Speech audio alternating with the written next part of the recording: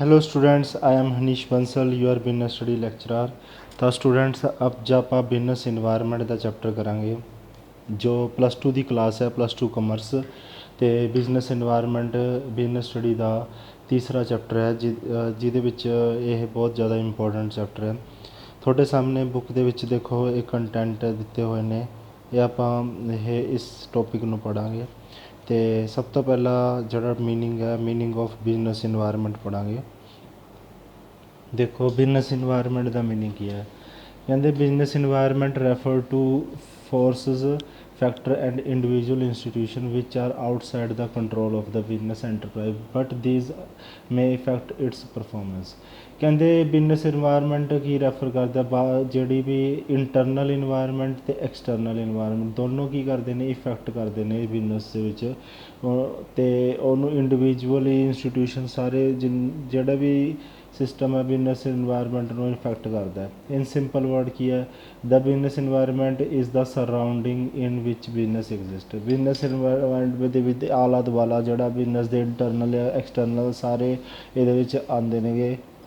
ਜਿਵੇਂ ਦੱਸਦਾ economic, social, political, technological, legal ਸਾਰੇ ਫੋਰਸਿਸ ਇਹਦੇ ਵਿੱਚ ਕੀ ਕਰਦੇ ਨੇਗੇ, ਡਾਇਰੈਕਟਲੀ ਇਨਡਾਇਰੈਕਟਲੀ ਕੀ ਕਰਦੇ ਨੇ, ਇਫੈਕਟ ਕਰਦੇ ਨੇ। ਠੀਕ ਹੈ, ਆਊਟਸਾਈਡ ਵੀ ਇੰਟਰਨਲੀ ਐਕਸਟਰਨਲ ਦੋਨੋਂ ਇਹਦੇ ਵਿੱਚ ਆ ਜਾਂਦਾ। ਕਹਿੰਦੇ ਉਸ ਤੋਂ ਬਾਅਦ ਕੀ ਹੈ, ਇਨਕਰੀਜ਼। ਹੁਣ ਇਹਨਾਂ ਦੇ ਵਿੱਚ ਜਿਵੇਂ ਕਿਹੜੀ ਕਿਹੜੀ ਚੀਜ਼ ਹੈ, ਜਿਵੇਂ ਕੀ ਇਫੈਕਟ ਆ ਜਾਂਦਾ, ਜਿਵੇਂ ਗੌਰਮੈਂਟ ਨੇ ਟੈਕਸ ਇਨਕਰੀਜ਼ ਕਰਤਾ ਚੀਜ਼ਾਂ ਖਰੀਦਣ 'ਤੇ, ਟੈਕਨੋਲੋਜੀ ਚੇਂਜ ਹੋ ਗਈ, ਫੈਸ਼ਨ ਟੇਸਟ ਚੇਂਜ ਹੋ ਗਿਆ, ਕੰਪੀਟੀਸ਼ਨ ਇਨਕਰੀਜ਼ ਹੋ ਗਿਆ। ਇਹ ਸਾਰੇ ਡਾਇਰੈਕਟਲੀ ਇਨਡਾਇਰੈਕਟਲੀ ਕੀ ਆ ਬਿਜ਼ਨਸ 'ਤੇ ਇਫੈਕਟ ਕਰਦੇ ਨੇ। ਆ ਤੁਹਾਨੂੰ ਕਲੀਅਰ ਹੋ ਗਿਆ ਹੋਣਾ, ਮੀਨਿੰਗ ਤਾਂ ਤੁਹਾਨੂੰ ਕਲੀਅਰ ਹੋ ਗਿਆ, ਬਸ ਇੰਨਾ ਬਹੁਤ ਹੈ ਲਿਖਿਆ ਹੋਇਆ। ਅੱਗੇ ਦੇਖਦੇ ਹਾਂ ਸਟੂਡੈਂਟਸ ਫੀਚਰਸ ਕੀ ਨੇ। ਫੀਚਰ ਕਰੈਕਟਰਿਸਟਿਕਸ ਜਾਂ ਨੇਚਰ ਆਫ ਬਿਜ਼ਨਸ ਇਨਵਾਇਰਨਮੈਂਟ ਕੀ ਹੈ, ਆਲ ਦਾ ਐਕਸਟਰਨਲ ਫੋਰਸਿਸ। ਕਹਿੰਦੇ ਐਕਸਟਰਨਲ ਫੋਰਸਿਸ ਕੀ ਨੇ, ਜਿਹਦੇ ਵਿੱਚ ਇਨਕਲੂਡ ਹੁੰਦੇ ਆ ਸਾਰੇ ਫੋਰਸਿਸ, ਇੰਸਟੀਟਿਊਸ਼ਨ, ਫੈਕਟਰ ਜੋ ਬਿਜ਼ਨਸ ਦੇ ਉੱਤੇ ਡਾਇਰੈਕਟਲੀ ਇਨਡਾਇਰੈਕਟਲੀ ਕੀ ਹੈ ਇਫੈਕਟ ਕਰਦੇ ਨੇ। ਸਪੈਸੀਫਿਕ ਅਤੇ general forces. Specific general forces ਕੀ ਹੁੰਦੇ ਨੇ, ਇੱਕ ਤਾਂ ਹੁੰਦਾ ਸਪੈਸੀਫਿਕ, ਇੱਕ ਕੀ ਹੁੰਦਾ ਜਰਨਲ। ਸਪੈਸੀਫਿਕ ਦਾ ਮਤਲਬ ਹੁੰਦਾ ਜੋ directly day to day working ਦੇ ਵਿੱਚ, ਜਿਵੇਂ ਸਪਲਾਇਰ, ਇਨਵੈਸਟਰ, ਕਸਟਮਰ, ਜਰਨਲ, ਅਤੇ ਇਹ ਸਾਰੇ ਕੀ ਆ ਸਪੈਸੀਫਿਕ ਦੇ ਵਿੱਚ ਆ ਜਾਂਦਾ। ਪਰ ਜਰਨਲ ਦੇ ਵਿੱਚ ਕੀ ਆਉਂਦਾ, ਜਰਨਲ ਆਮ। ਸਪੈਸੀਫਿਕ ਦੇ ਵਿੱਚ ਤਾਂ ਜਿਹੜੇ ਮਤਲਬ ਆਮ ਡੇ ਟੂ ਡੇ ਜਿਹੜੇ ਆਹ ਚੀਜ਼ਾਂ ਆ ਜਾਂਦੇ, ਪਰ ਜਰਨਲ ਜਿਹੜੇ ਸਾਰੇ ਆਮ ਸਾਰਿਆਂ ਨੂੰ ਇਫੈਕਟ ਕਰਨਗੇ ਇਹਨਾਂ ਦੇ ਕੁਛ ਨਾ ਕੁਛ ਚੇਂਜਸ ਨਾਲ। Social, political, technological heavy impact all enterprises. ਜਿਹੜੇ ਜਰਨਲ ਫੋਰਸਿਸ ਹੁੰਦੇ ਨੇ ਉਹ ਸਾਰਿਆਂ ਨੂੰ ਇਫੈਕਟ ਕਰਦੇ ਨੇ, ਪਰ ਸਪੈਸੀਫਿਕ ਡਿਪੈਂਡ ਕਰਦਾ ਬਿਜ਼ਨਸ ਟੂ ਬਿਜ਼ਨਸ ਜੋ ਡਾਇਰੈਕਟਲੀ ਇਫੈਕਟ ਕਰਦਾ।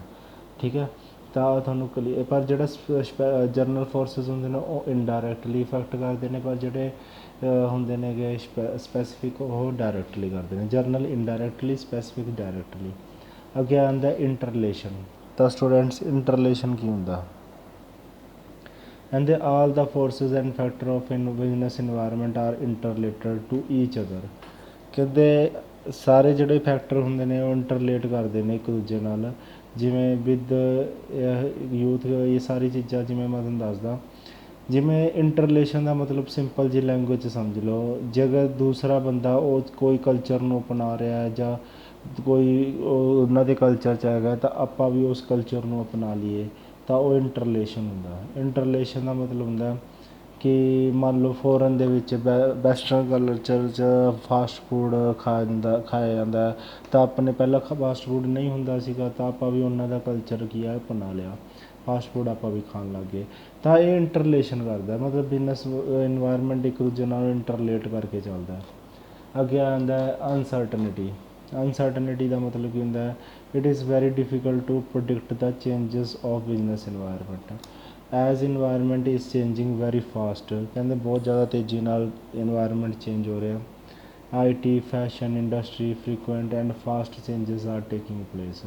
ਕਹਿੰਦੇ ਅਨਸਰਟਨਿਟੀ ਦਾ ਮਤਲਬ ਹੁੰਦਾ ਅਨਿਸ਼ਚਿਤਤਾ, ਮਤਲਬ ਜਿਹੜਾ ਬਿਜ਼ਨਸ ਹੈ ਉਹ ਬਹੁਤ ਜ਼ਿਆਦਾ ਕੀ ਹੈ, ਇਨਵਾਇਰਨਮੈਂਟ ਆਪਣਾ ਬਹੁਤ ਜ਼ਿਆਦਾ ਚੇਂਜ ਹੁੰਦਾ ਤਾਂ ਆਪਾਂ ਨੂੰ ਬੜਾ ਮੁਸ਼ਕਿਲ ਹੈ, ਬੜਾ ਡਿਫੀਕਲਟ ਹੈ ਪਤਾ ਲਗਾਉਣਾ ਕਿ ਕੀ ਚੇਂਜਸ ਹੈ। ਤਾਂ ਇਸ ਲਈ ਇਹ ਬਹੁਤ ਜ਼ਿਆਦਾ ਕੀ ਹੈ ਸਿਸਟਮ ਫਾਸਟ ਹੁੰਦਾ ਇਹਦੇ ਵਿੱਚ। ਜਿਵੇਂ IT, ਫੈਸ਼ਨ, ਇਹ ਸਾਰੀ ਚੀਜ਼ਾਂ ਵਾਰ-ਵਾਰ ਚੇਂਜ ਹੁੰਦੀਆਂ ਰਹਿੰਦੀਆਂ ਨੇਗੀਆਂ। ਇੰਨੀਆਂ ਚੇਂਜਸ ਦੇ ਨਾਲ ਆਪਾਂ ਨੂੰ ਬਿਜ਼ਨਸ ਦੇ ਵਿੱਚ ਜਿਹੜਾ ਆਪਾਂ ਨੂੰ ਸਮਝਣਾ ਬਹੁਤ ਜ਼ਿਆਦਾ ਮੁਸ਼ਕਿਲ ਹੋ ਜਾਂਦਾ ਹੈ। ਇਸ ਲਈ ਜਿਹੜਾ ਬਿਜ਼ਨਸ ਇਨਵਾਇਰਮੈਂਟ ਆ ਉਹ ਕੀ ਹੈ, ਅਨਿਸ਼ਚਿਤ ਹੈ, ਮਤਲਬ ਅਨਸਰਟਨ ਹੈ। ਡਾਇਨਾਮਿਕ, ਡਾਇਨਾਮਿਕ ਕੀ ਹੈ, ਡਾਇਨਾਮਿਕ ਉਹਦਾ ਮਤਲਬ ਹੁੰਦਾ ਕਿ ਚੇਂਜ ਹੁੰਦੇ ਰਹਿਣਾ। ਇਹਦਾ ਮਤਲਬ ਤਾਂ ਅਨਿਸ਼ਚਿਤ ਕਿ ਅੱਗੇ ਆ ਕੇ ਪਤਾ ਨਹੀਂ ਕੀ ਹੋਏਗਾ, ਡਿਫੀਕਲਟ ਹੈ ਪ੍ਰੋਡਿਕਟ ਕਰਨਾ, ਅਨਿਸ਼ਚਿਤ ਹੈ। ਪਰ ਡਾਇਨਾਮਿਕ ਮਤਲਬ ਫਲੈਕਸੀਬਲ ਹੈ, ਚੇਂਜਸ ਹੁੰਦੇ ਰਹਿੰਦੇ ਨੇ। Business environment is highly flexible, keep changing, it is not A static ਔਰ ਰਿਜਿਡ ਔਰ that is why it is essential to monitor and scan the business environment continuously। ਆਹ ਵਾਲੇ ਪੁਆਇੰਟ ਦੇ ਵਿੱਚ ਤਾਂ ਇਹ ਗੱਲ ਕਹਿ ਰਿਹਾ ਕਿ ਅਨਿਸ਼ਚਿਤ ਹੈ, ਅੱਗੇ ਆ ਕੇ ਕੀ ਚੇਂਜ ਹੋ ਜਾਏ, IT ਫੈਸ਼ਨ ਚੇਂਜਸ ਹੋਇਆ। ਇਹ ਕਹਿ ਰਿਹਾ ਕਿ ਜਿਹੜਾ ਬਿਜ਼ਨਸ ਇਨਵਾਇਰਮੈਂਟ ਹੈ ਉਹ ਫਲੈਕਸੀਬਲ ਹੈ, ਇਹ ਹਮੇਸ਼ਾ ਚੇਂਜ ਹੁੰਦਾ ਰਹਿੰਦਾ। ਤਾਂ ਆਪਾਂ ਨੂੰ ਕੀ ਕਰਨਾ ਪੈਂਦਾ ਹੈ ਕਿ ਆਪਾਂ ਨੂੰ ਹਮੇਸ਼ਾ ਮੋਨੀਟਰ ਕਰਨਾ ਪੈਂਦਾ, ਸਕੈਨ ਕਰਨਾ ਪੈਂਦਾ ਕਿ ਇਹ ਚੇਂਜਸ ਨੂੰ ਆ ਜਾਏ ਤਾਂ ਕਿਸ ਤਰੀਕੇ ਨਾਲ ਆਪਾਂ ਨੂੰ ਹੈਂਡਲ ਕਰਨਾ। ਤਾਂ ਆਹ ਵਾਲੇ ਦੋ ਪੁਆਇੰਟ ਹੈ, ਦੋਵਾਂ ਦੇ ਵਿੱਚ ਫਰਕ ਹੈ। ਇਹ ਦੱਸ ਰਿਹਾ ਕਿ ਅੱਗੇ ਆ ਕੇ ਜਿਹੜਾ ਚੇਂਜਸ ਹੁੰਦਾ ਉਹ ਇਹ ਦੱਸ ਰਿਹਾ ਸਿਰਫ ਕਿ ਇਹ ਫਲੈਕਸੀਬਲ ਹੈ, ਚੇਂਜਸ ਹੁੰਦੇ ਰਹਿੰਦੇ ਨੇ। ਇਹ ਕੰਪਲੈਕਸ ਹੈ, ਮਤਲਬ ਇਹ ਗੁੰਝਲਦਾਰ ਹੈ, ਇਹਨੂੰ ਸਮਝਣਾ ਬਹੁਤ ਮੁਸ਼ਕਿਲ ਹੈ। ਠੀਕ ਹੈ, ਜਿਵੇਂ ਇਹਨੂੰ ਅੰਡਰਸਟੈਂਡ ਕਰਨਾ ਬਹੁਤ ਮੁਸ਼ਕਿਲ ਹੈ। ਠੀਕ ਹੈ, ਹੁਣ ਜਿਹੜੀ ਕੰਪਨੀਆਂ ਦੀ ਇੱਕ ਵਾਰ ਆਪਾਂ ਪਲੈਨਿੰਗ ਕਰ ਲੈਂਦੇ ਹਾਂ, ਉਹਨੂੰ ਚੇਂਜ ਕਰਨਾ ਬੜਾ ਮੁਸ਼ਕਿਲ ਹੁੰਦਾ ਹੈ ਜਦ ਬਿਜ਼ਨਸ ਇਨਵਾਇਰਮੈਂਟ ਅੱਗੇ ਆ ਕੇ ਚੇਂਜ ਹੋ ਜਾਏ। ਇਸ ਲਈ ਆਪਾਂ ਨੂੰ ਇਸ ਤਰੀਕੇ ਨਾਲ ਡਿਸੀਜ਼ਨ ਲੈਣੇ ਪੈਂਦੇ ਨੇ। ਜੇ ਅਗਰ ਅੱਗੇ ਆ ਕੇ ਚੇਂਜ ਵੀ ਹੋ ਜਾਏ ਤਾਂ ਆਪਾਂ ਆਪਣੇ ਆਪ ਨੂੰ ਸੰਭਾਲ ਸਕੀਏ, ਤਾਂ ਆਪਾਂ ਨੂੰ ਮੋਨੀਟਰ ਕਰਨਾ ਪੈਂਦਾ ਹੈ। ਜੇ ਅਗਰ ਉਹ ਅੱਗੇ ਆ ਕੇ ਚੇਂਜ ਹੋ ਗਿਆ ਤਾਂ ਅੱਗੇ ਆ ਕੇ ਕਿਸ ਤਰੀਕੇ ਨਾਲ ਉਸ ਸਿਚੁਏਸ਼ਨ ਨਾਲ ਲੜਨਾ ਅਤੇ ਉਸ ਸਿਚੁਏਸ਼ਨ ਨੂੰ ਕਿਸ ਤਰੀਕੇ ਨਾਲ ਹੈਂਡਲ ਕਰਨਾ। ਅੱਗੇ ਆਉਂਦਾ ਸਟੂਡੈਂਟਸ ਰਿਲੇਟਿਵਿਟੀ। ਕਿ ਰਿਲੇਟਿਵਿਟੀ ਵਾਲਾ ਪੁਆਇੰਟ ਦੇਖੋ, ਕਹਿੰਦੇ business environment differ from country to country. ਕਹਿੰਦੇ ਬਿਜ਼ਨਸ ਇਨਵਾਇਰਮੈਂਟ ਕਹਿੰਦੇ ਹਮੇਸ਼ਾ ਡਿਫਰ ਕਰਦਾ ਹੈ country to country, region to region, or political condition, culture are different in different countries. ਕਹਿੰਦੇ ਰਿਲੇਟਿਵਿਟੀ ਦਾ ਮਤਲਬ ਹੁੰਦਾ ਇੱਕ ਦੂਸਰੇ ਨਾਲ ਰਿਲੇਟ ਕਰਨਾ। ਮਤਲਬ ਅਗਰ ਕੋਲਡ ਡਰਿੰਕ ਦੇ ਵਿੱਚ ਜੋ ਠੰਡੇ ਦੀ ਬੋਤਲ ਹੈ, ਅਗਰ ਪੈਪਸੀ ਦੇ ਵਿੱਚ ਚੇਂਜ ਹੁੰਦਾ ਤਾਂ ਕੋਕੋ ਕੋਲਾ ਚੇਂਜ ਹੋਊਗਾ, ਅਗਰ ਟੀ 'ਚ ਚੇਂਜ ਹੁੰਦਾ ਕੌਫੀ 'ਚ ਚੇਂਜ ਹੋਊਗਾ। ਤਾਂ ਮਤਲਬ ਇਹ ਹੈ ਰਿਲੇਟਿਵਿਟੀ ਹੁੰਦੀ ਹੈ, ਉਹ 'ਚ ਇੰਟਰ ਰਿਲੇਸ਼ਨ ਸੀਗਾ। ਮਤਲਬ ਉਹ ਤਾਂ ਆਪਾਂ ਬਿਜ਼ਨਸ ਇਨਵਾਇਰਮੈਂਟ ਦੇ ਅੱਗੇ ਕੋਈ ਚੀਜ਼ ਅਪਣਾ ਰਿਹਾ ਤਾਂ ਆਪਾਂ ਉਹਨੂੰ ਅਪਣਾ ਲੈਂਦੇ ਹਾਂ। ਇਹ 'ਚ ਕਹਿੰਦਾ ਇੱਕ ਪ੍ਰੋਡਕਟ ਦੇ ਚੇਂਜ ਹੋਣ ਨਾਲ ਦੂਸਰੇ ਪ੍ਰੋਡਕਟ ਨੂੰ ਇਫੈਕਟ ਪੈਂਦਾ, ਤਾਂ ਇਹ ਰਿਲੇਟਿਵਿਟੀ ਦਾ ਪੁਆਇੰਟ ਆ ਜਾਂਦਾ ਹੈ।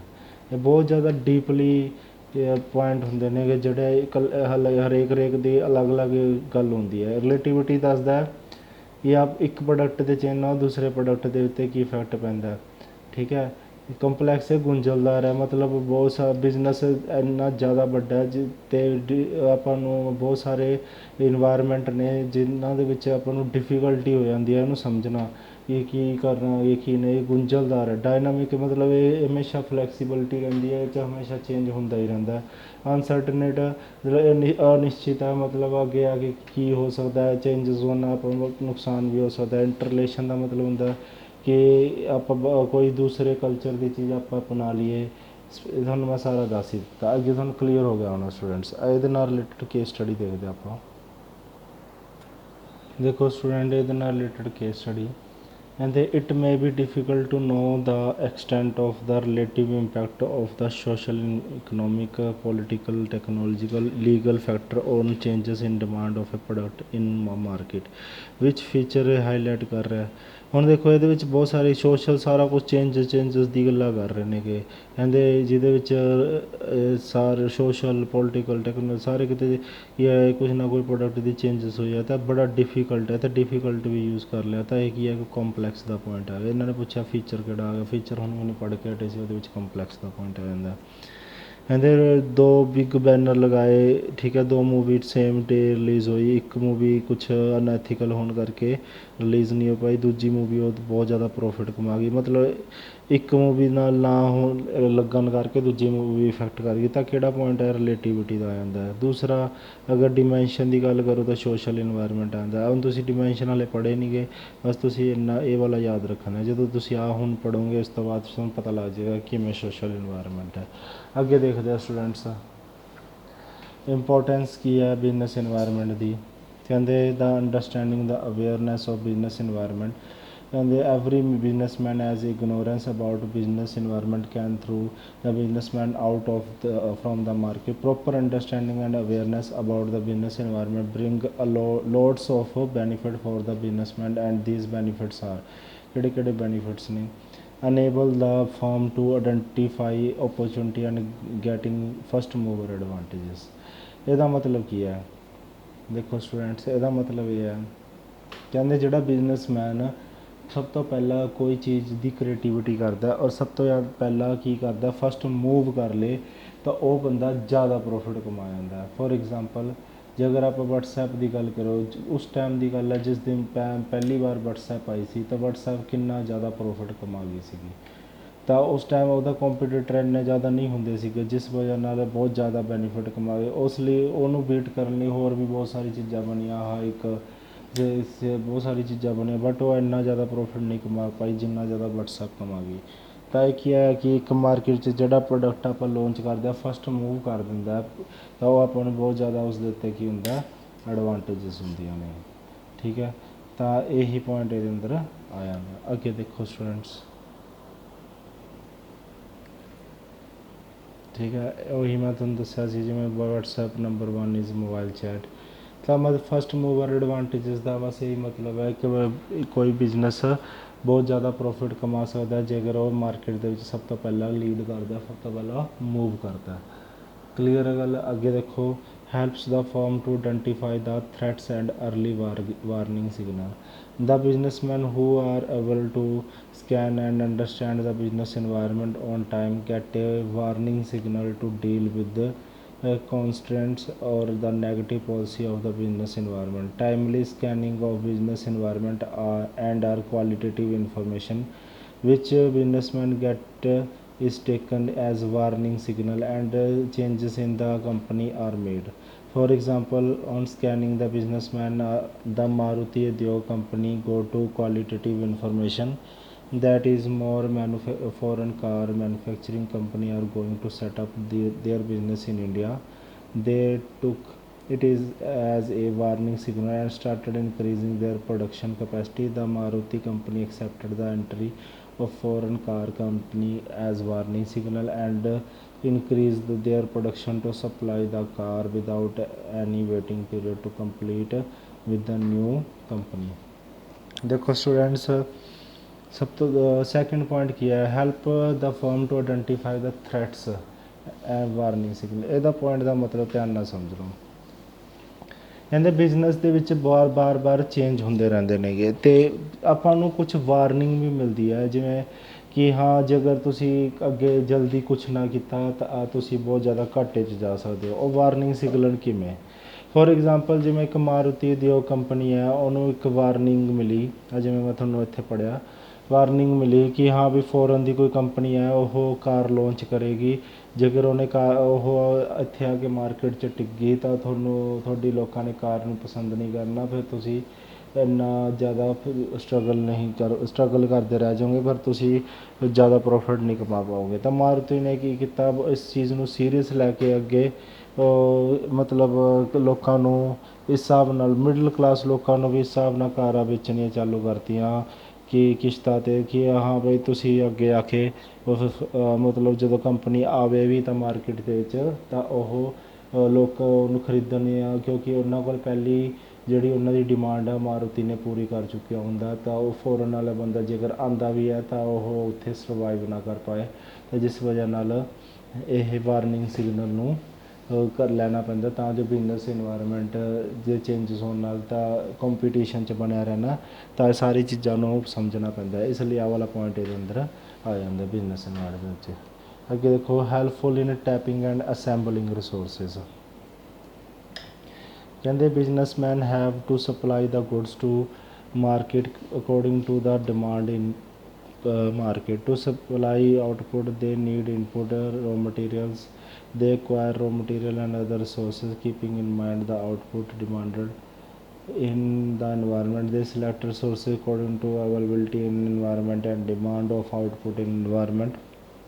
For example, with the demand of LED 3D TV manufacturer ठीक है, are collecting sources necessary to manufacture 3 LED 3D TV rather the collective sources of black and white TV or flat screen TV।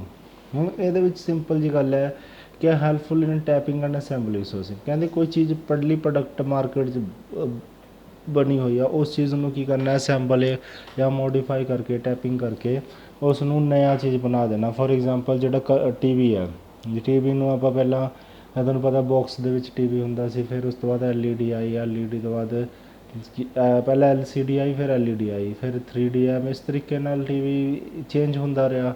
ਚੀਜ਼ ਤਾਂ ਉਹੀ ਆ but ਉਹਨੂੰ sample tapping ਕਰਕੇ ਉਹਨੂੰ change ਕਰ ਦਿੱਤਾ ਹੈ ਤਾਂ ਜੋ ਜਿਹੜੀ ਲੋਕਾਂ ਦੀ ਡਿਜ਼ਾਇਰ ਹੈ ਉਹ ਨਵੀਂ ਚੀਜ਼ ਦੇਖਣ ਨੂੰ ਮਿਲੇ ਅਤੇ ਨਵੇਂ ਲੋਕ ਚੀਜ਼ਾਂ ਨੂੰ ਅਪਣਾਉਣ। ਤਾਂ ਕਲੀਅਰ ਹੋ ਗਿਆ ਹੋਣਾ ਸਾਨੂੰ ਸਾਰਿਆਂ ਨੂੰ। ਹੈਲਪ ਇਨ ਐਡਜਸਟ, ਕਹਿੰਦੇ help in adjust and adapt with rapid changes. ਕਹਿੰਦੇ today changes are taking place very fast and these changes have great impact on business, so it is essential to understand these changes are early as possible. Business environment scanning help the company to scan and understand these changes. With environment scanning, businessmen make changes in their internal environment also to match the external environment, so environment scanning help in coping with the rapid changes। ਕਹਿੰਦੇ ਇਹਦਾ point ਤੋਂ ਹੀ clear ਹੈ, help to adjust and adapt with the rapid changes. ਇਹਦਾ ਮਤਲਬ ਕੀ ਹੁੰਦਾ, ਇਹਦਾ ਮਤਲਬ ਇਹ ਹੈ ਕਿ ਦੇਖੋ ਜਿਵੇਂ ਤੁਹਾਨੂੰ ਮੈਂ ਇੱਕ ਚੀਜ਼ ਦੱਸਦਾ, ਹੁਣ ਬਾਰ ਤੁਹਾਨੂੰ ਪਤਾ ਟੈਕਨੋਲੋਜੀ ਬਦਲਦੀ ਰਹਿੰਦੀ ਹੈ, ਬਾਰ ਕੀ ਹੈ ਕਿ ਆਪਾਂ ਨੂੰ ਇਹ ਚੀਜ਼ ਸਮਝਣਾ ਬੜਾ ਮੁਸ਼ਕਿਲ ਹੋ ਜਾਂਦਾ ਕਿ ਬਿਜ਼ਨਸ ਇਨਵਾਇਰਮੈਂਟ ਦੇ ਵਿੱਚ ਬਾਰ ਚੇਂਜਸ ਆ ਰਹੀਆਂ ਨੇਗੀਆਂ।